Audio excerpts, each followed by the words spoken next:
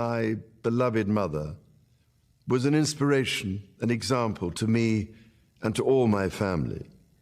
And we owe her the most heartfelt debt any family could owe to their mother, for her love, affection, guidance, understanding, and example.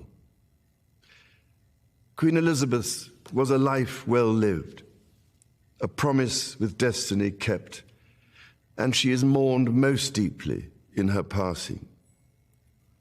That promise of lifelong service I renew to you all today. Alongside the personal grief that all my family are feeling, we also share with so many of you in the United Kingdom, in all the countries where the Queen was head of state, in the Commonwealth and across the world, a deep sense of gratitude for the more than 70 years in which my mother, as Queen, served the people of so many nations. In 1947, on her 21st birthday, she pledged in a broadcast from Cape Town to the Commonwealth to devote her life, whether it be short or long, to the service of her peoples. That was more than a promise. It was a profound personal commitment which defined her whole life. She made sacrifices for duty. Her dedication and devotion as sovereign never wavered through times of change and progress, through times of joy and celebration, and through times of sadness and loss. In her life of service, we saw that abiding love of tradition, together with that fearless embrace of progress, which makes us great as nations. The affection, admiration, and respect she inspired became the hallmark of her reign. And as every member of my family can testify, she combined these qualities with warmth, humor, and an unerring ability always to see the best in people. I pay tribute to my mother's memory, and I honor her life of service. I know that her death brings great sadness to so many of you, and I share that sense of loss beyond measure with you all. When the Queen came to the throne, Britain and the world were still coping with the privations and aftermath of the Second World War, and still living by the conventions of earlier times. In the course of the last 70 years, we have seen our society become one of many cultures and many faiths. The institutions of the state have changed in turn. But through all changes and challenges, our nation and the wider family of realms, of whose talents, traditions, and achievements I am so inexpressibly proud, have prospered and flourished. Our values have remained and must remain constant. The role and the duties of monarchy also remain, as does the sovereign's particular relationship and responsibility towards the Church of England, the church in which my own faith is so deeply rooted. In that faith and the values it inspires, I have been brought up to cherish a sense of duty to others and to hold in the greatest respect the precious traditions, freedoms, and responsibilities of our unique history and our system of parliamentary government.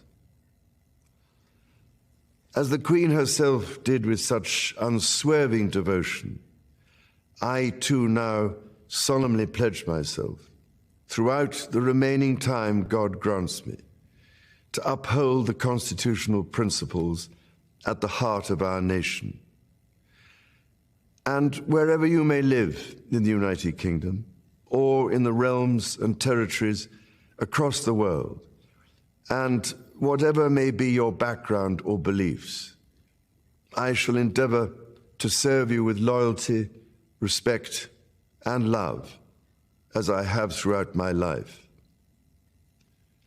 My life will, of course, change as I take up my new responsibilities.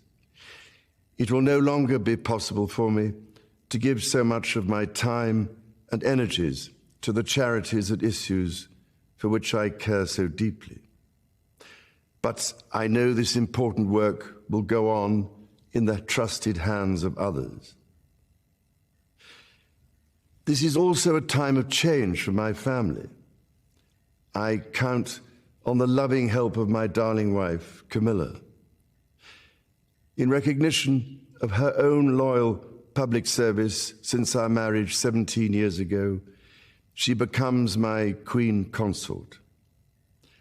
I know she will bring to the demands of her new role the steadfast devotion to duty on which I have come to rely so much.